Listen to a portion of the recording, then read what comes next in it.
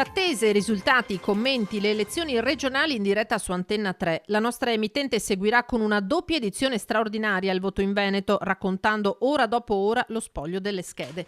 Dalle urne uscirà il nuovo governo regionale. Lunedì dalle 13:30, al termine della prima edizione di Antenna 3, inizierà la lunga diretta elettorale da studio con collegamenti dai seggi e dalle sedi delle forze politiche in campo.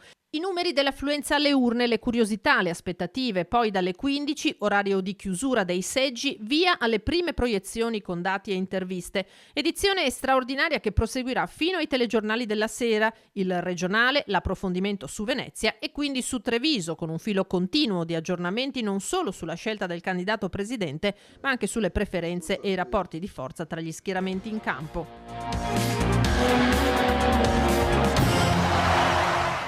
Ring, la trasmissione di attualità politica di Antenna 3 condotta dal vice direttore di Media Nord-Est Ferdinando Avarino, partirà in anticipo subito dopo il telegiornale di Treviso alle 20:10. Dando il via a una lunga serata di dati, reazioni e riflessioni sulle scelte degli elettori veneti e la composizione del nuovo Consiglio regionale. L'indomani, martedì, nuova edizione straordinaria a partire dalle 9, quando ormai il responso delle urne sarà sedimentato e la discussione si sposterà sul nuovo presidente e la futura squadra di giunta.